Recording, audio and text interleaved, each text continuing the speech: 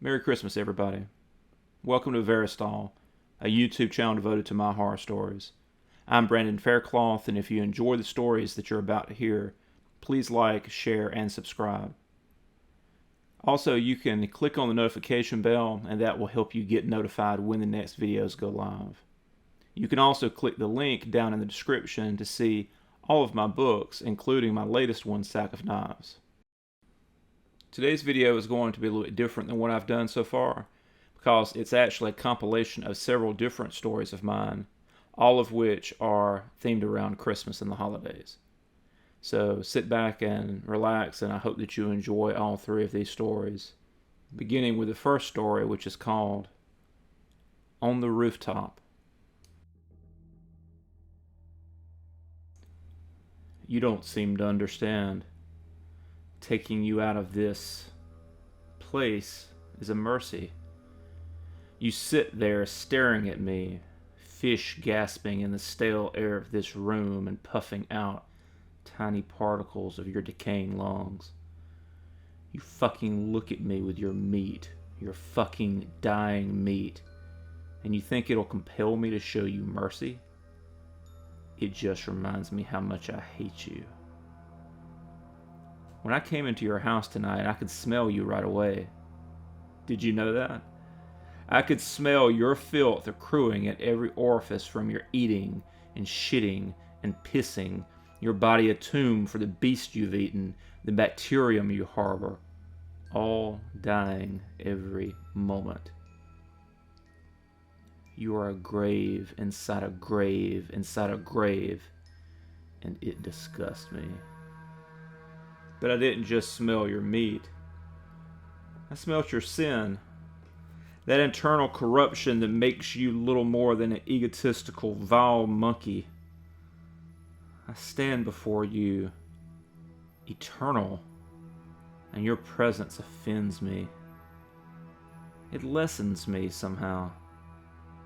You make me lower myself by compelling such hate and disgust. And this offering, is this what passes for a boon? Is this a proper sign of supplication? Treats meant for dogs or peasants. In earlier times, you and your entire family would have been burned alive for even suggesting such an insult. Stop your sniveling, cretin. I swear I'll cut your eyes from your head if you don't. There is work to be done in the long nights that requires no sight. Hell, blindness may be preferable. But never mind.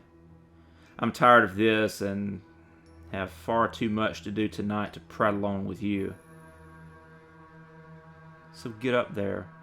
Climb. Don't say you can't, that it's too hard or too narrow. If I manage, so can you. And before you think of being pert, let me be clear. If you make another peep, I'll happily go and slit your parents' fat throats. Your little sister, good though she may be, will wake in the morning to find their bodies split wide like the disrespectful hogs that they are. That's right. Keep climbing. Watch their mouths, as they do love to bite. Get in. In the back, fool, and take this.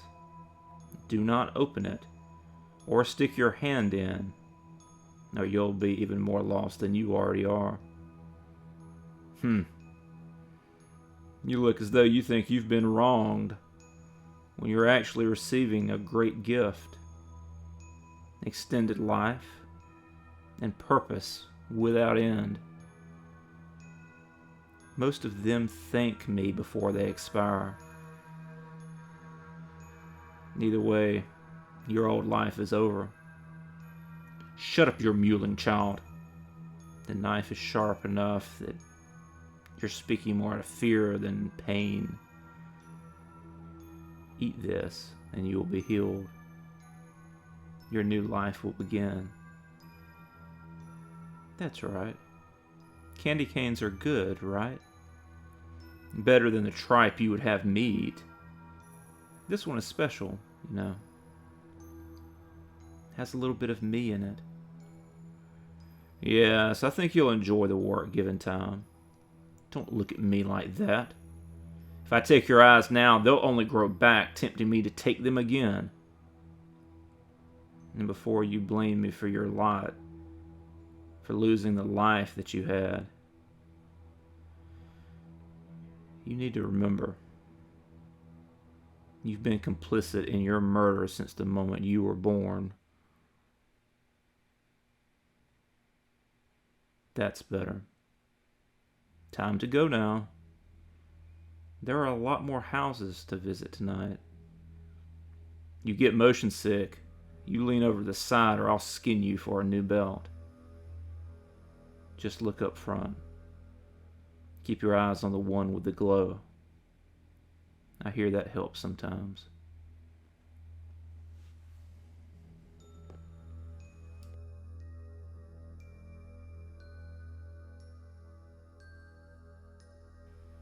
The next story is called The Reindeer.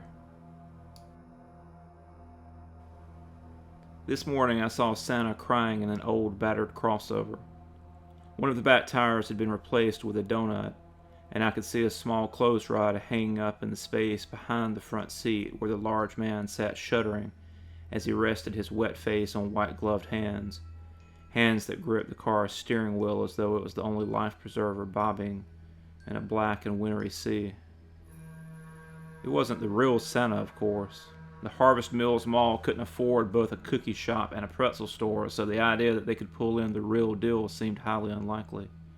Besides, I knew this guy, or at least knew of him. This weeping Santa was Taylor Lemons, a town drunk and a regional cautionary tale. A few years earlier, his kid had disappeared around Christmas, never to be seen again. Before the holiday rolled around again, he had lost everything. His wife left him, he started drinking all the time, and before long his lucrative job as IT manager for the big office park outside of town went the way of his wife and little boy. It wasn't a small town exactly, but it was small enough that word got around. Whispered gossip of all that he had lost, men and women recounting the tale, embellishing it, wrapping it in the soft, smooth trappings of sympathy and regret as though they hated so much what had befallen the man called Taylor Lemons. But beneath that wrapping was a sharper, nastier thing. A perverse sense of glee and voyeuristic sadism. A look that would steal across their face as they recounted the implosion of a human life. A look that said they were glad it had happened.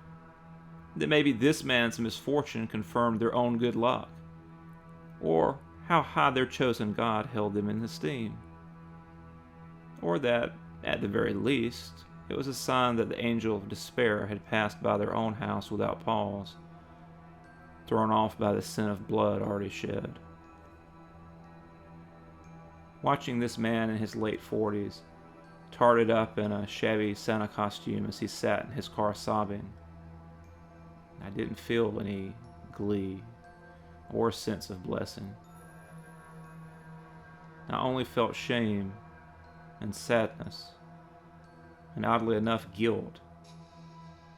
I almost went over and checked on him, tapped on his window and wished him a Merry Christmas, or, at the very least, asked if he was okay.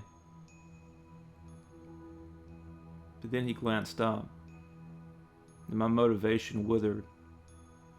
His eyes were so red and hungry, so raw and lonely.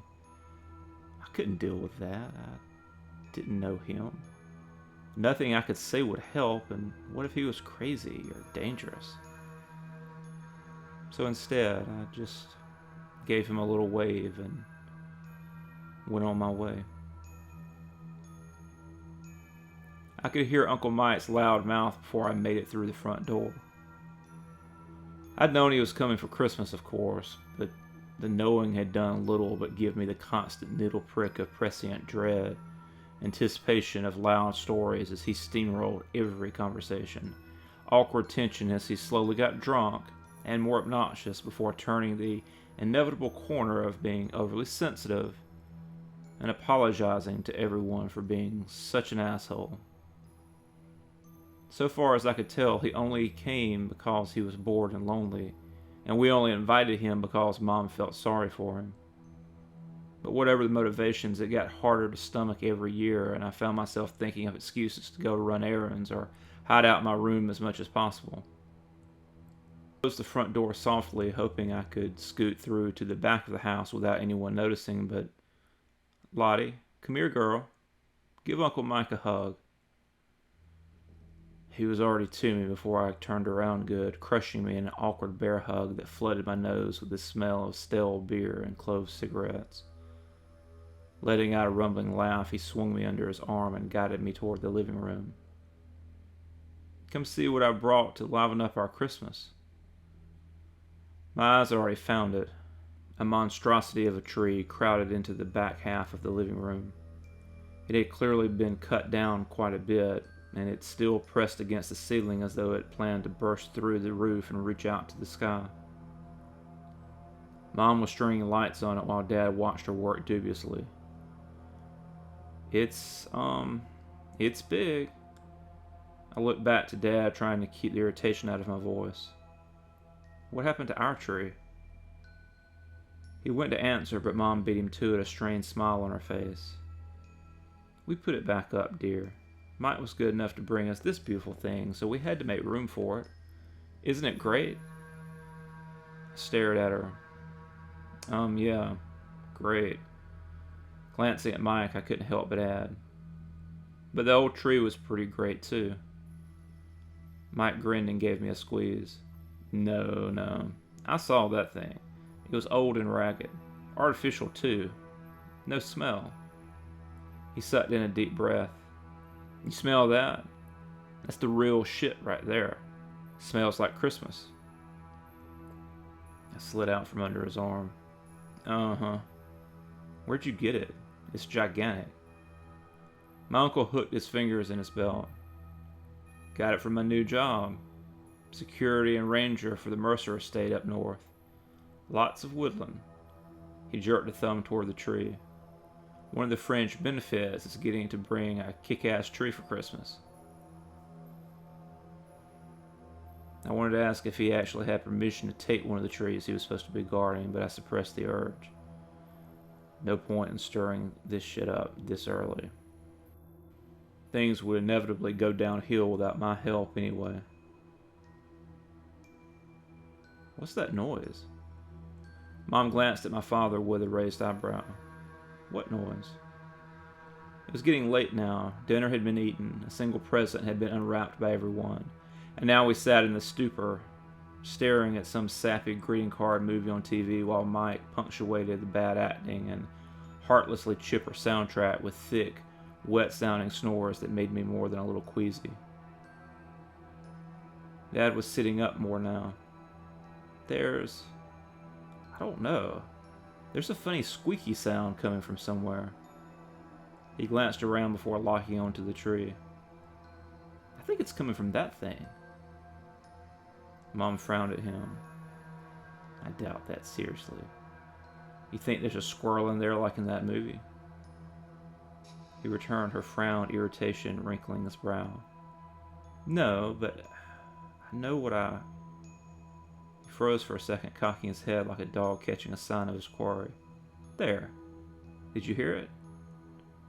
I nodded. I had heard something. A strange, softly shrill sound, like a screen door squealing shut in a distant room.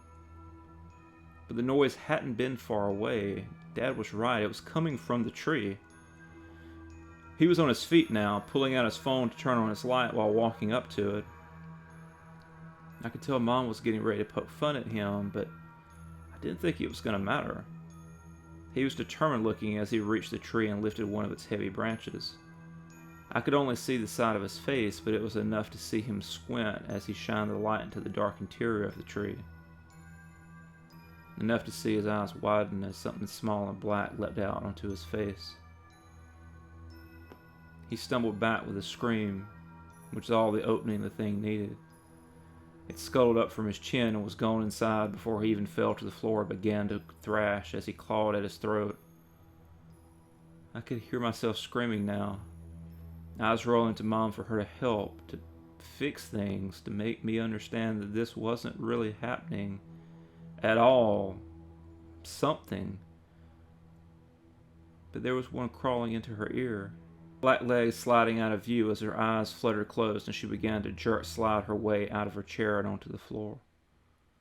My last hope, unconscious Mike, was no hope at all.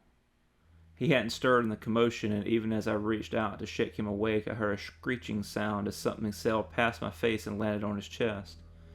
I was going to try and swat it off, but then I felt something on me too, digging sharp feet into my back as it crawled up toward my head. I stood up to take off my shirt or shake it off, but my legs weren't working right. Nothing was. I couldn't move my arms. I couldn't breathe.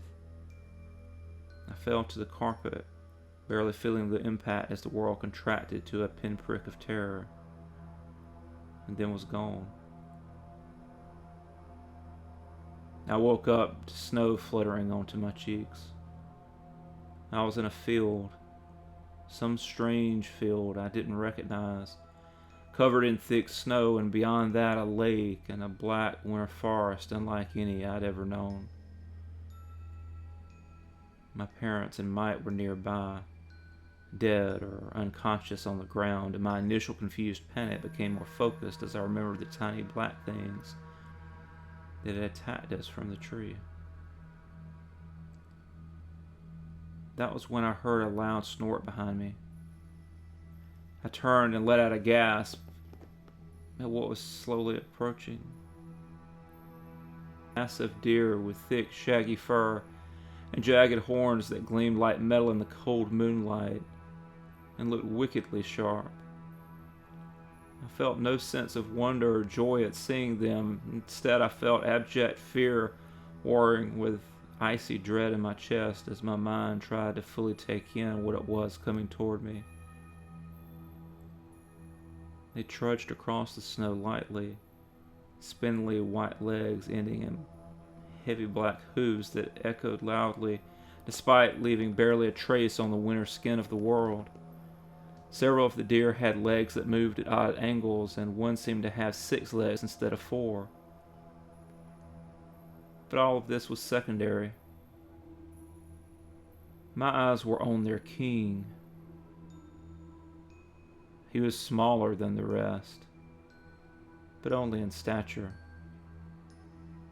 He carried the air of royalty, the surety of command.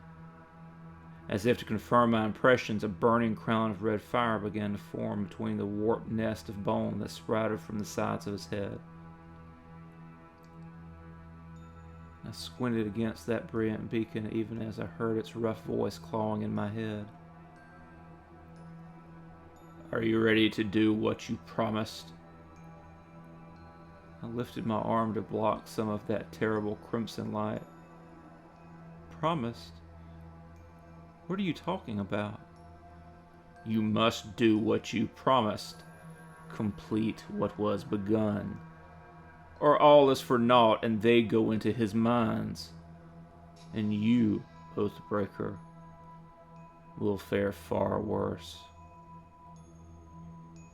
Wincing, I forced myself to look at the thing with the blazing crown. "I haven't promised anything. I don't know what you're talking about."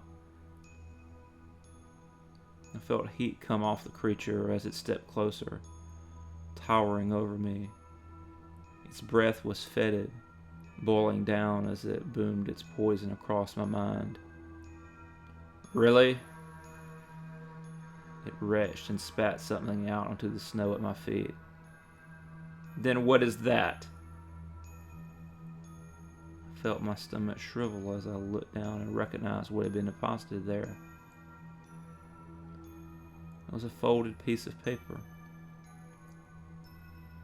clearly written in a child's version of my handwriting. On the side facing up it said, "To Santa." I looked back up at the dear thing and saw in its gaze that it knew that I recognized it, that I remembered what it said. Despite my fear, I frowned at it. I never got anything. I only asked for one thing and I never got it. So I don't know what you're talking about. Don't lie, child. We know what you promised in your heart. You saw the boy that very day. Hated him just for the sake of hating. How happy he seemed when you were so sad and lonely, with your shabby toys and shabby friends and shabby life. So you went home and wrote a letter asking for the one thing you wanted most in the world, that you'd do anything for, give anything for, and you deserved it, you said, because you had been such a very good girl that year. Taking a step back, I glanced around desperately. Should I try to run? Where could I go? What about my family? What do you want me to do? The voice thundered again in my skull as the world broke apart. What you've already done. Just remember it. And do it again. I shivered against the cold as I looked up at the second floor of the house. I thought I knew what window was Toby's, but I couldn't be sure. The idea of being out at night, all alone and up to no good, scared me, but it excited me too. And this was the riskiest part. If I could get him to the window, I could talk him outside.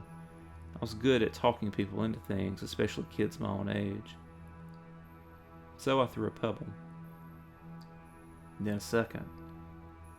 As I was readying a third, the boy came to the window. He looked sleepy and a little scared until he saw me standing up from the bushes. I was a year older than him, and I knew he liked me. Thought I was cool. It only took a few moments of whispered encouragement to get him to put on his coat and come down to the yard. I had something cool to show him after all. He didn't get nervous until we were 5 minutes into the woods behind the house. Scare didn't come until I was hitting him over and over with the rock until he couldn't move anymore. There was a large overflow pipe nearby. I hadn't known it was there, had never been in those woods before, but I hadn't had any trouble finding it when the time came. Even then, I guessed they'd find him eventually. One day the next week, I'd heard about how little Toby Lemons was beaten to death and found in the rain pipe, and I'd have to act surprised and sad. But they never did find him. And I never got what I wanted. And before long, it was easy just to imagine that it had never happened at all. Until the deer brought me back to it. Had me do it again. Choose it again. And I felt his head give as I mashed that rock down into his stupid fucking face.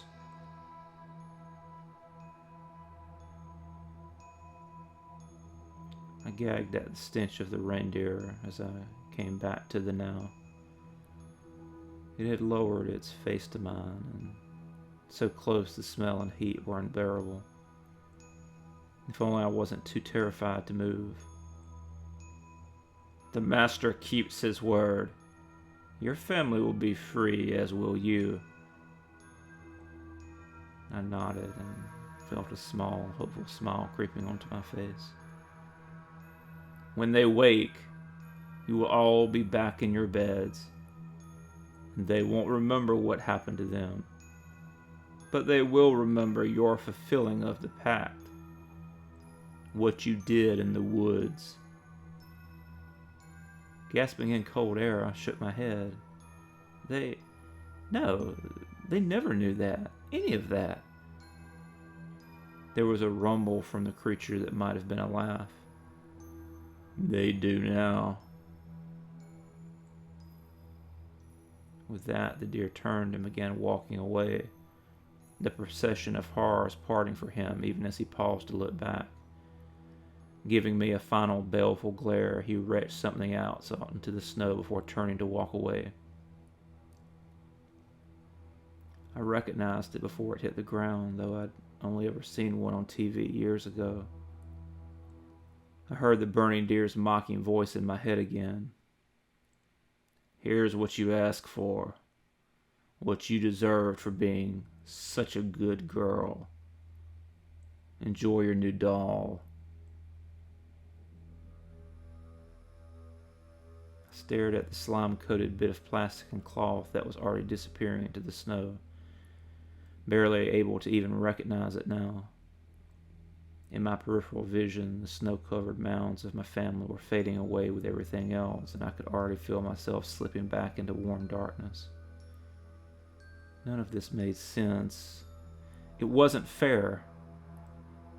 I looked up, ready to call out, demand an explanation or another chance, but the reindeer and their king were already gone into the dark, and I wasn't far behind.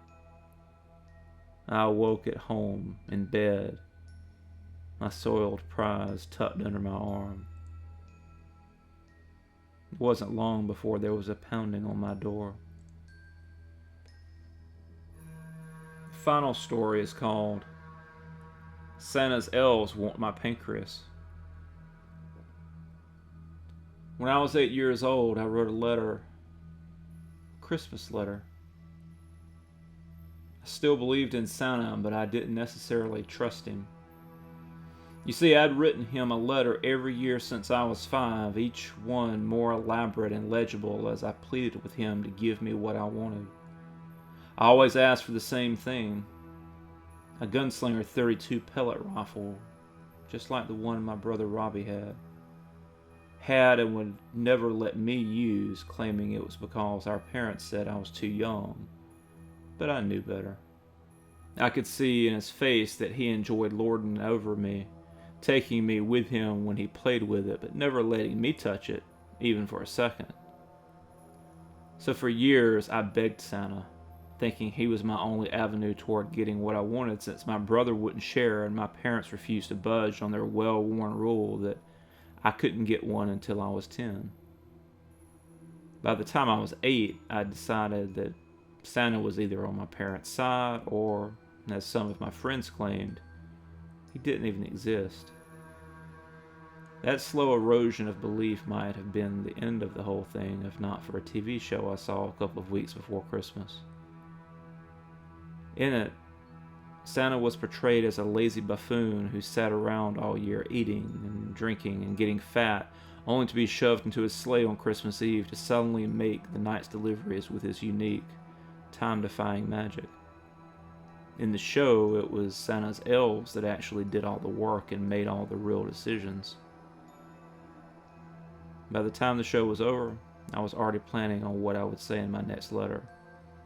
And by the next morning, I had it ready to be mailed to the North Pole, making my mother promise she'd carry me to the post office that same afternoon.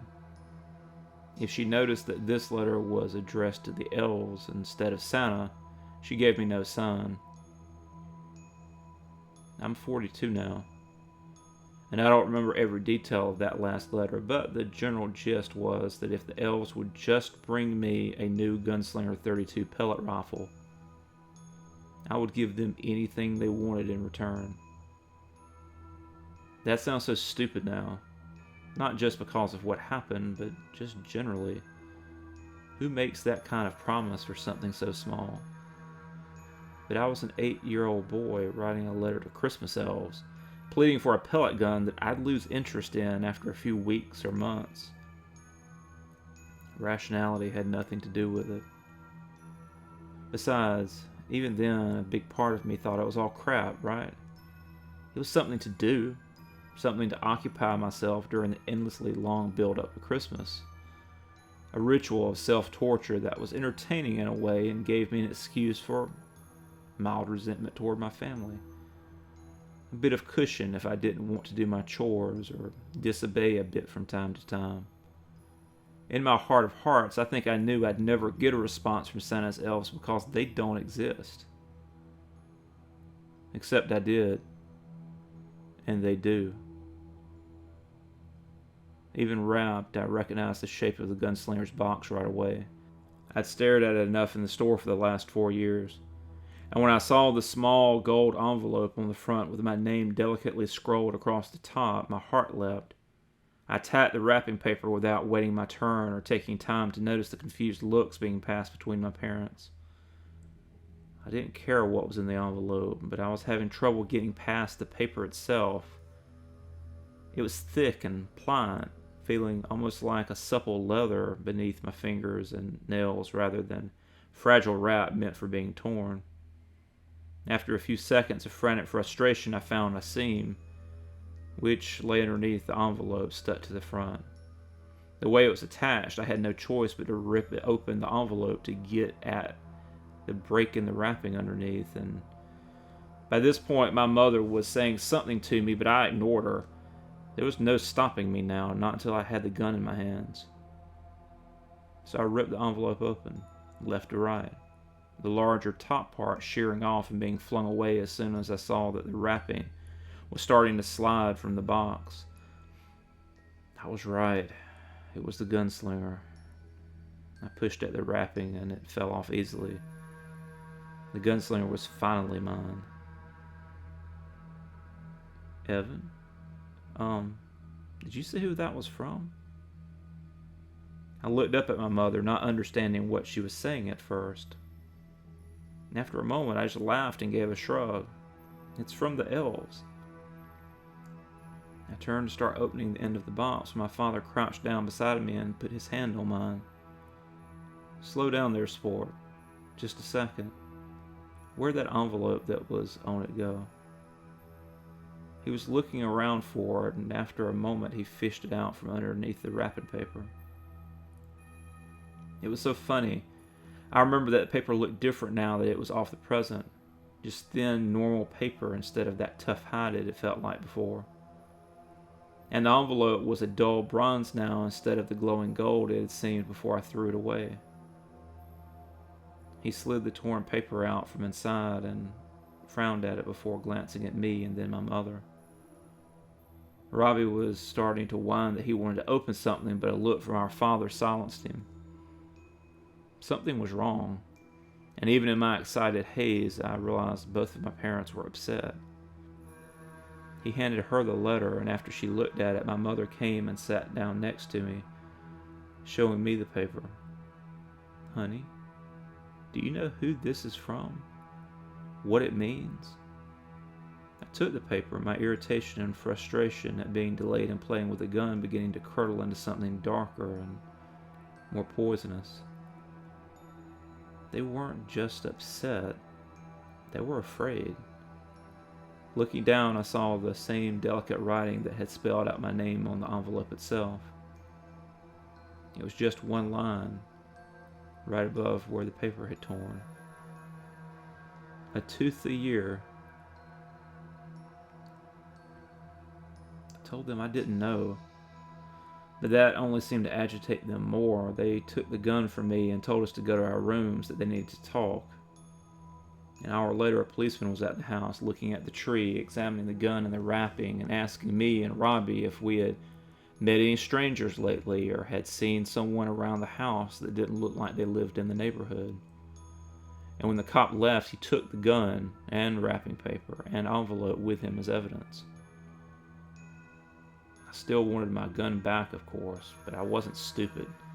And when my parents told me that they hadn't gotten me the gun and that there was no Santa, there were no elves, I found myself believing them in spite of myself. Believing them and being more than a little afraid. Maybe that's why I dug out my old baby teeth before I went to bed that night. I'd found them in my mother's jewelry box the year before. 2 baby teeth and a small fold of paper that I recognized. They were my last 2 baby teeth I'd offer up to the tooth fairy. Apparently my mother was the fairy, and she decided to keep them. Feeling a measure of satisfaction at tricking the tricker, I slipped them out from the box and snuck them back into my room. Now, the night of Christmas Day, I put one of them on my windowsill before sinking into a troubled sleep. The next morning, the tooth was gone, and in its place there was a small square of paper, much like that which had been in the envelope, though the writing was slightly different, as though written by another hand with the same pen. The note said, "Thank you. We accept your offering and will share something of ourselves, as is our custom when a year's covenant is complete. You do not need to share in kind, but cannot tell what we share outside our covenant. Before the man came with his magic, we were great hunters."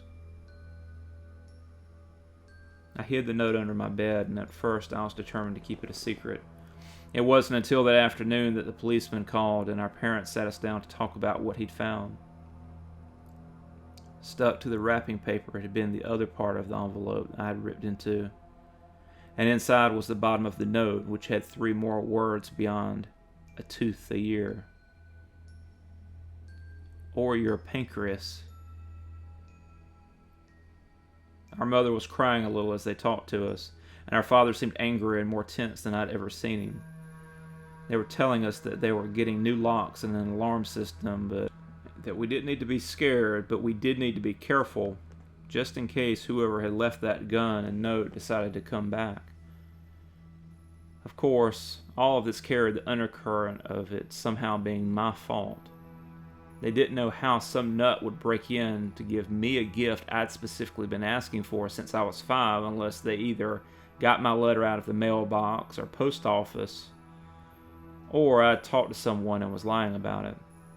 They never said that exactly, but by the 4th time they interrogated me, it was clear that they wondered if I wasn't to blame. That resentment made me want to keep the second note a secret, but my fear was too strong. That and, well, I really wasn't a bad kid. I didn't lie or misbehave very often, especially when something important like this was going on, so I went to my father that night to tell him about the note. I should have brought it with me, but something made me keep it hidden. The same something that, when I went to tell him, froze the words in my throat. He just stared at me, looking concerned as I looked at him for several seconds as though trying to speak. When he asked me what was wrong, I blurted out something about wanting to get more cookies or something. The thought hadn't even been in my head, but there I was saying it instead of what I wanted to say. That night, after everyone was asleep, I pulled out the note again and reread it. "You do not need to share in kind, but cannot tell what we share outside our covenant." I've tried several times over the years to tell people what's happening, and I can tell parts, but never the details of those notes and the things the elves share. Because it's never stopped. The next year I put out my other baby tooth. The note said, "Thank you. There is great power in flesh and bone. Not enough to free us from him, perhaps, but enough that we can remember who we really are in spite of him." When I was 10, I had no old teeth to give. My parents and Robbie had grown less nervous about everything, as to them it had stopped as soon as it had begun. For me, I held on to a foolish child's hope that 2 teeth were enough, and when I left nothing that year, the elves would just accept it and move on. They drugged me from my bed while I slept. I was bathed in their cold breath, smelling of peppermint and soured milk, filling my lungs and making me cough and choke. They didn't hesitate when my mouth opened. Long, strong fingers held my jaw while other hands reached in and pried loose a back molar. I wanted to scream because of the pain and the blood, but a moment later a thin finger was rubbing some kind of icy slime across the wound, numbing it and stemming the flow. I remember all of it, but I don't remember them, not really. Not what they looked like or said, at least. I just remember them laughing. laughing as bells jingled in my ears. When they were gone, I somehow went back to bed and to sleep. And when I awoke, there was a note on my pillow. It said, "Thank you. We ate the people that lived underground. They had become corrupted and turned to the rot for their worship. And so we ran them down and ate their hearts." The next year, I pulled my own tooth the week before Christmas. That note said, "Thank you.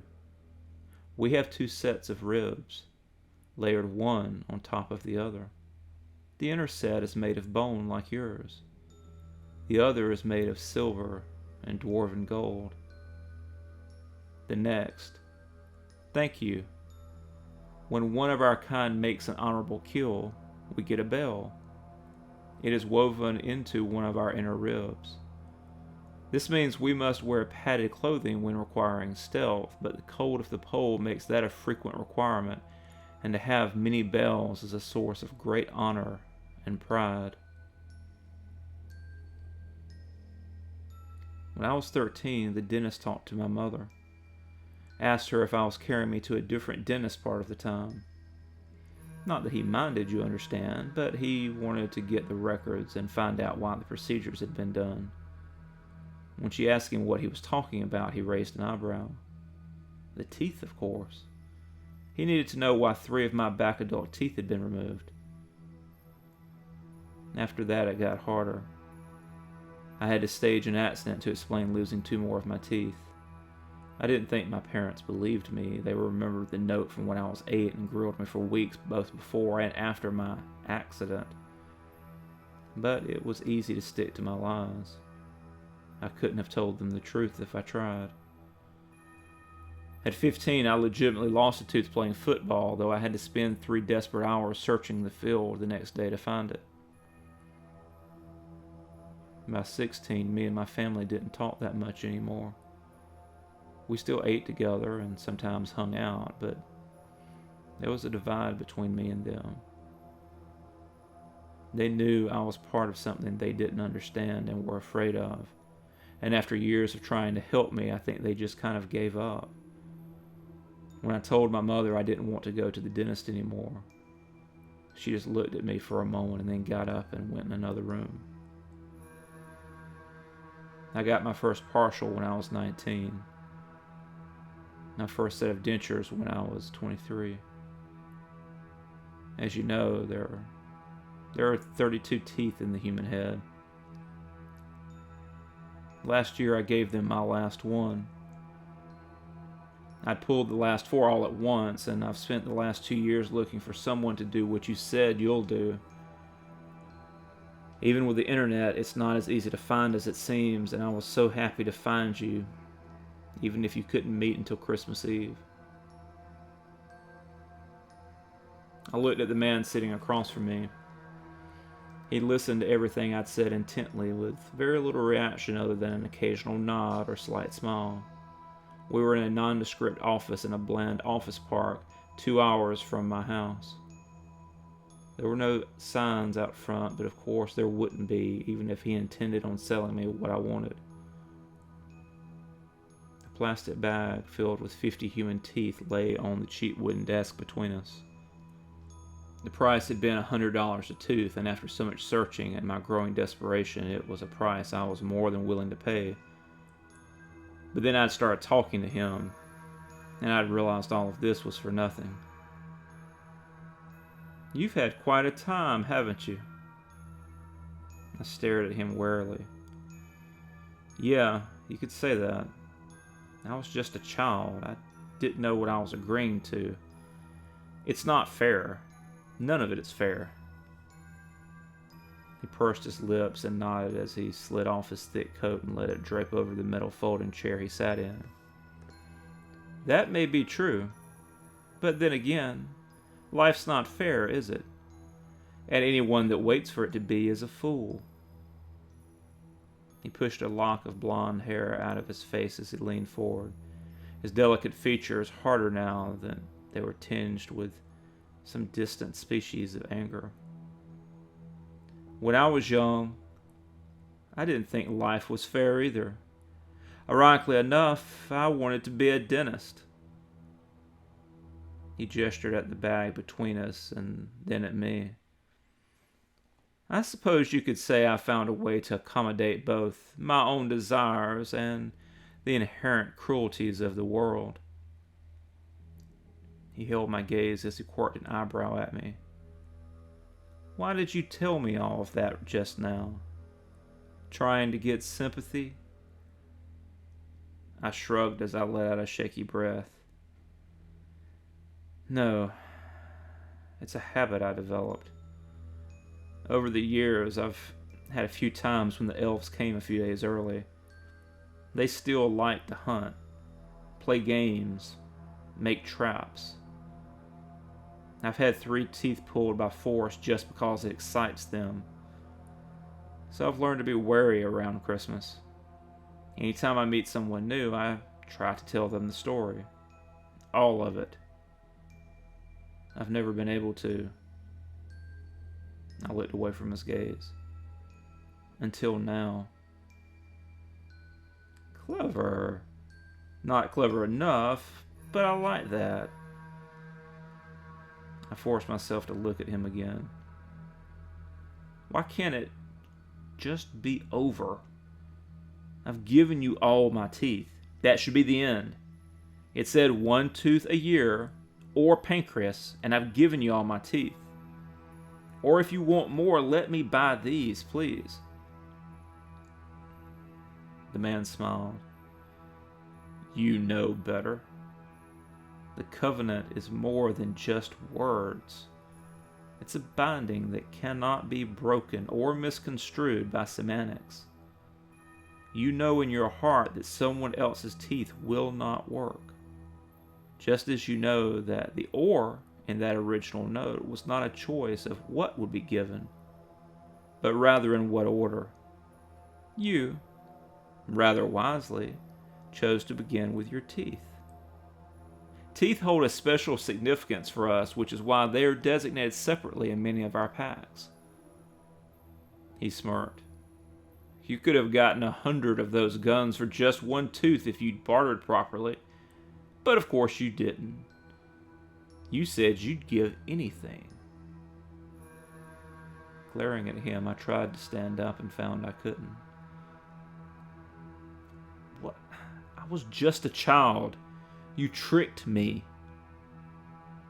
His frown was sudden and dark. No, we did not. We never lied. We never tricked. We simply made a deal that was much more beneficial to us than it was to you. I felt tears springing to my eyes. Fine then. Fine. You're right. I knew it would come to this. I've already researched it. I can live without my pancreas. Just please fix me up enough that I can get to the hospital in time. He nodded. I'll do you better than that. When we're done, you'll wake up outside the ER. The man gave me a grin. Rest assured, you'll live to see a few more Christmases. And as a sign of goodwill, we'll even lift the cantrip binding your tongue. You can tell whoever you want to about this from now on. I wanted to point out that all he was really doing was stopping me from using one of my ways of detecting his kind, but I didn't want to make him angry, so I just nodded instead. Okay, but after this, we're done, right? That's everything. The teeth and the pancreas. So after this, you stop taking things from me. He reached back into a pocket of his coat and pulled out a long scalpel that shined in the fluorescent lights overhead. It was intricately made, looking as though it had been fashioned from silver chased with gold. Sitting it on the table next to the bag of teeth, he gave a small frown. Done? No, we're far from done. I felt my eyes bulge as I strained to stand again. I couldn't move at all, not past my neck. No, this was it. You take my pancreas and we're done. You said I chose to give you the teeth first, and that's fine. Take the pancreas and leave me alone. The man leaned back in his chair and sighed as he studied me. You humans are always so disappointing in the end. Entertaining at first, but so limited, so ignorant. That's why we share some of our knowledge with you when we enter a covenant with one of your kind. It's out of sympathy, pity. I snarled at him. What are you talking about? You're a damned lie. His eyes flared with anger as the word froze in my throat. Don't be discourteous. Your stupidity is not my fault or responsibility. He shook his head slightly. But I understand that it's hard for you to comprehend, so I will explain. Reaching forward, he ran a delicate finger along the handle of the scalpel. Did you know that many words of your kind's languages come from words of ours? He flashed another smile. It's true. There was a time when our kinds interacted more frequently. We taught you many things, and some of those things still survive in your world today. For instance, the word pancreas. It's derived from a Greek word that was learned from my kind, pancreas. I felt my throat loosen, and I managed to croak out a response. So what? I'm saying you could take my pancreas. Just take it and leave me alone. His smile faded slightly in disappointment. No, you still don't understand. Pancreas does not refer to a singular organ. Swallowing, I breathed out my last question. What does it mean? Pan means all. And Krios? It means flesh. All flesh. Everything. One bit at a time. I began sobbing then, deepening sobs rich with fatigue and terror and regret. I felt like I could barely see or hear anything outside of my own misery, but some part of me still sensed as he picked up the scalpel and stood. Some part distantly recognized that he was watching me weep and laughing silently, not because I heard the laughter itself, of course, but because of the bells. As he stepped around the desk, they continued to jingle with his trembling mirth, some ringing a second time as they struck one of his outer golden ribs. He kept laughing even as he reached me and lifted my shirt, digging into his own mouth and smearing some freezing, thick ooze from his fingers across my belly. Everything began slipping into the dark. No, I was slipping into the dark. I would wait later outside a hospital just as he'd promised, and waking up to find myself alive was in some ways worse, but in the moment he began to cut, that hungry darkness seemed so terrifying. So cold and lonely. Not that my fear or regret mattered.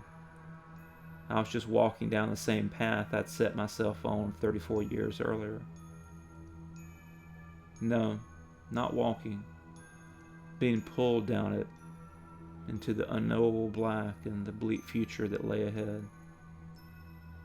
Frightened and all alone, except for my surgeon and his blade and his bells.